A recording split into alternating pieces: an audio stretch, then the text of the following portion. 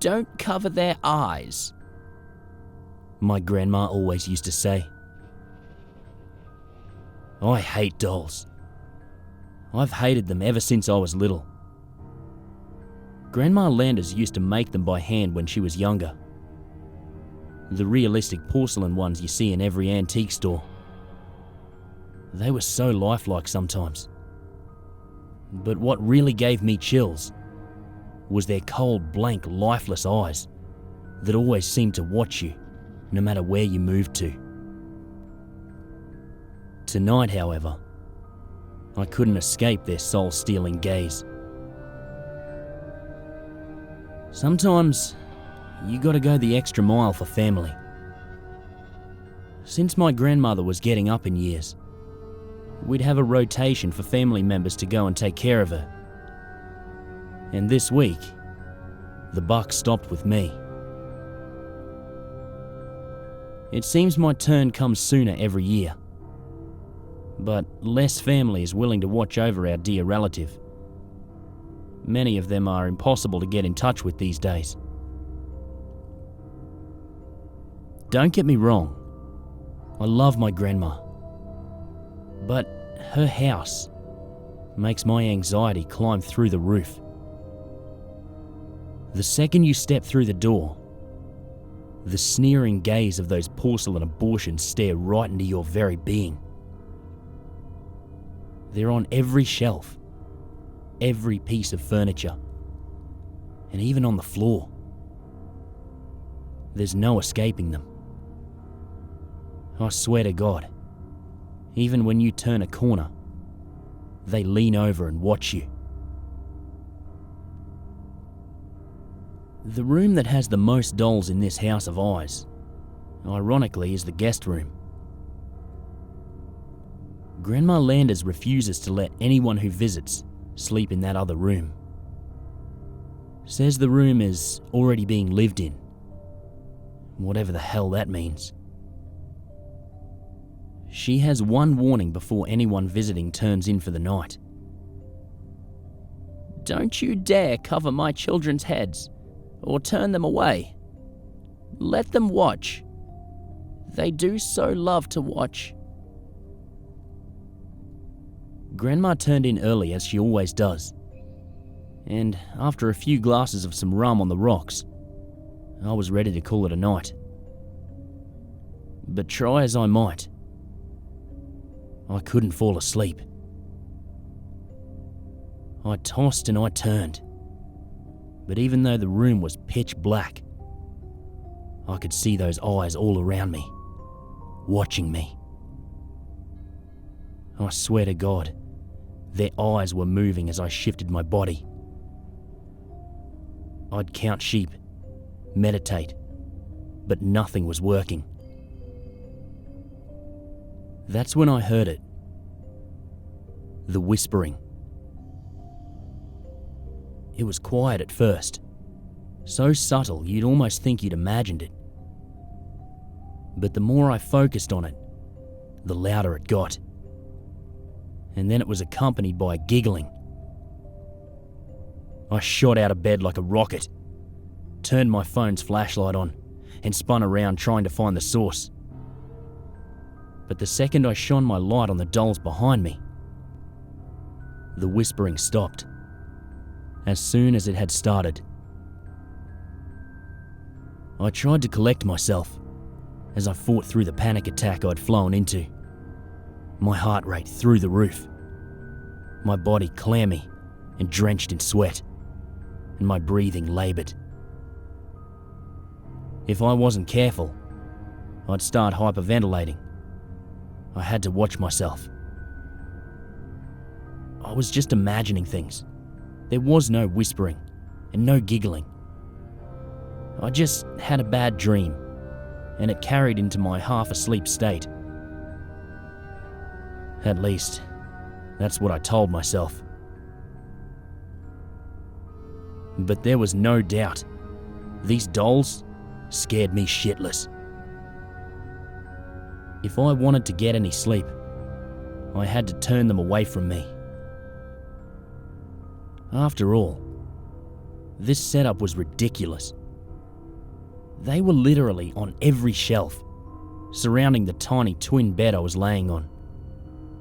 The one made to look like Jesus, which I remember had a very blank gaze as a child, looked straight at me, with what I swear was malice. There's no way. I'm losing my mind. But I couldn't take it anymore. I flipped the light switch on, gathered up the dolls in the room, and shoved them into the tiny closet, which wouldn't close all the way. Fuck it, I thought to myself, and shut the closet door as hard as I could, which was met with the shattering of at least one part of a doll. Shit. I opened the closet and saw it was not one, but 2 girl dolls that broke. Identical ones too. Their eyes looked at me with what seemed like a mixture of anger and betrayal. But it was only my exhaustion telling me that. I knew if my grandma found out, she would be furious. But at this point, I just wanted to sleep. I pushed my suitcase against the door for my own sake of mind, wrapped myself in the scratchy wool comforter, and slowly fell asleep. I woke up to the sound of a blood-curdling scream. Was Grandma okay? I had to check. I stumbled out of bed, only to scream in pain as something incredibly sharp went up to the bottom of my foot. I crawled over to the door to flip the light switch, only to sharply inhale once I saw what was on the floor. It was those twin dolls, the ones I had accidentally broken in the closet. How had they gotten over here? I knew for sure I had shut the closet door. The pain had started to get worse in my foot, but I had to check on Grandma Landers and make sure she was okay. But when I turned around, I saw them. All the dolls that I had thrown in the closet. They were standing right there, on the dresser in front of the mirror, looking straight at me. Not at the bed, but at me, against the door.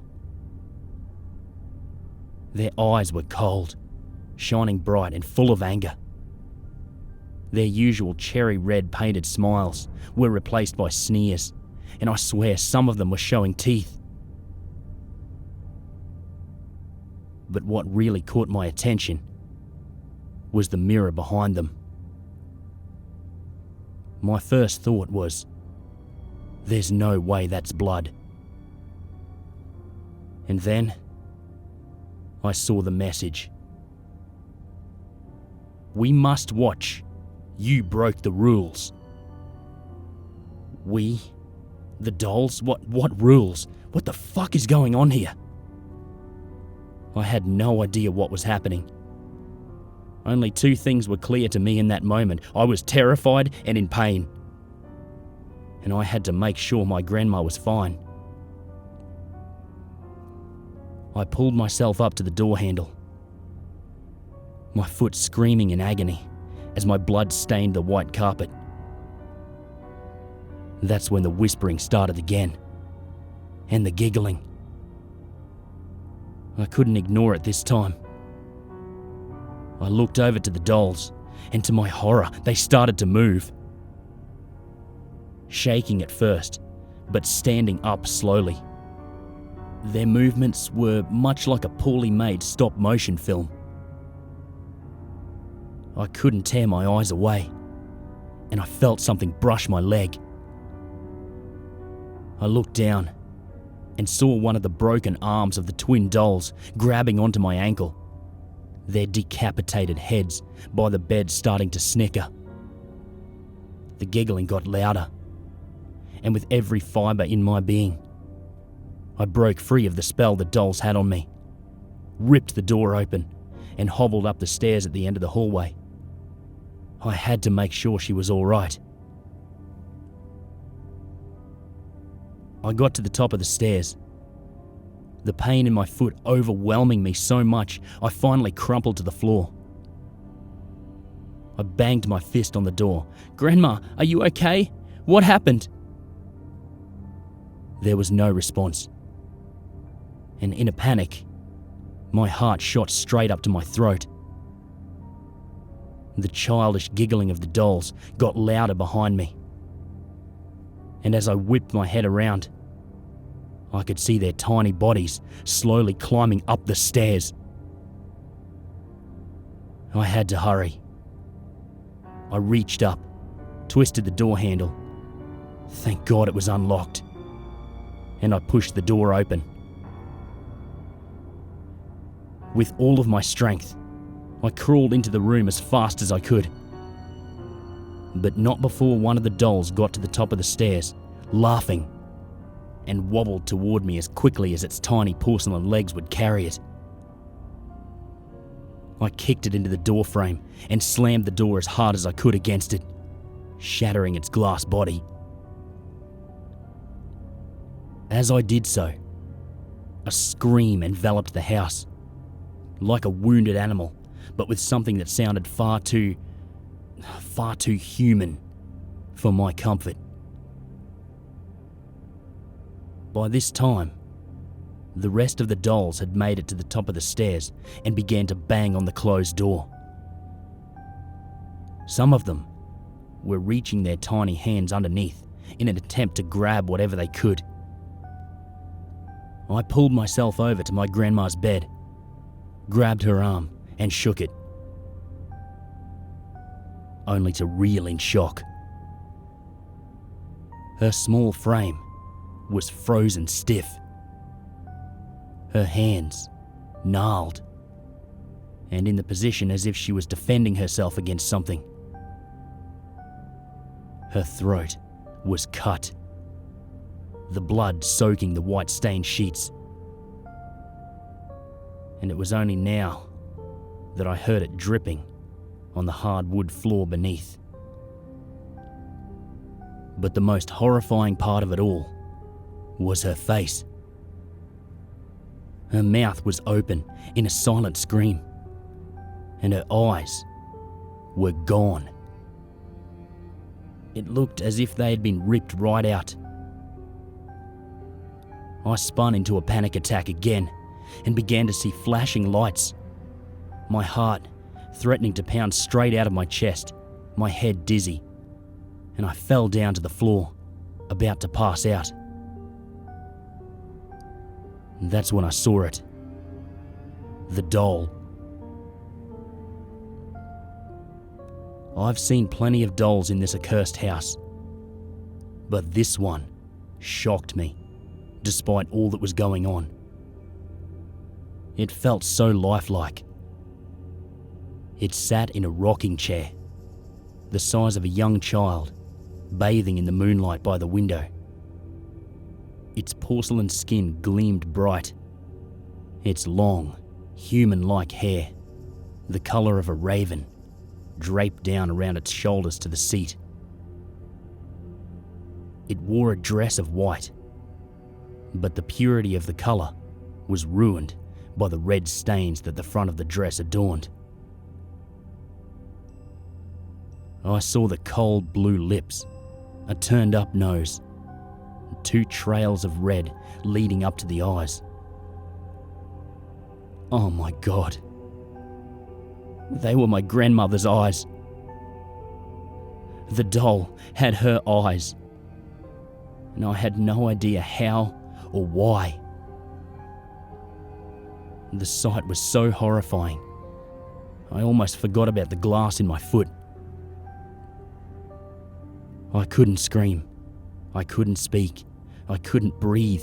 I was frozen, backed up against the door, and could feel the little monsters behind it, struggling to turn the handle.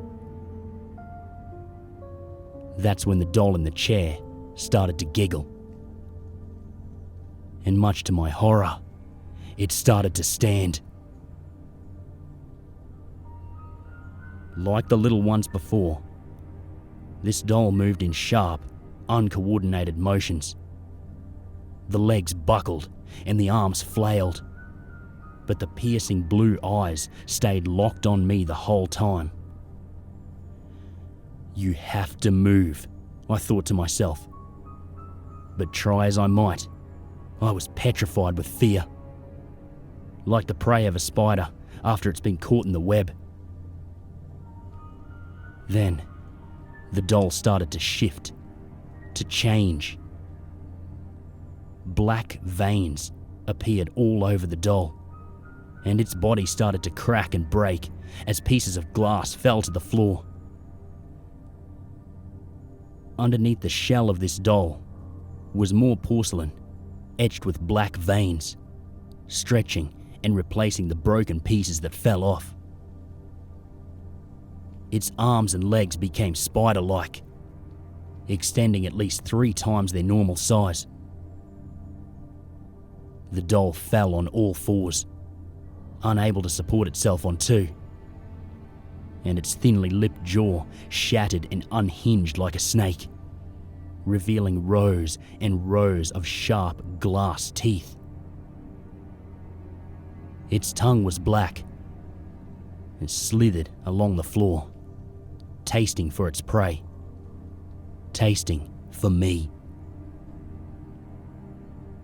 It scurried across the room towards me, its hands and feet cracking with every movement. At that moment, I found my strength and lunged underneath it, ignoring the pain in my foot. It swiped at me, howling an unearthly noise as it missed. But my victory was short-lived. I had nowhere to go, and this demonic doll knew that. I backed up to the corner, feeling for anything to use as a weapon, even though I knew I was doomed. It loomed over me, its sickening, drooling grin reaching from ear to ear, as those piercing eyes bore into my soul. Why? I asked. It was not really a question, just a cry more than anything. But to my surprise, the monster stopped, looked at me, and hissed. The rules were simple. We must watch. You broke the contract, hurt my children, and so the blood must be repaid. I told you so many times as a boy. That's when it clicked. This creature didn't kill my grandma. This was my grandmother. I tried to stutter out a plea, a cry for forgiveness, but it was too late. I felt the tiny little hands and teeth of the other dolls, who finally broke through the door, and saw their malicious eyes hungry for my flesh, was now ripe with fear. I looked up and screamed as the demonic doll that was my grandmother bore its teeth and lunged towards my neck. And in an agonizing flash of pain, it all faded to black.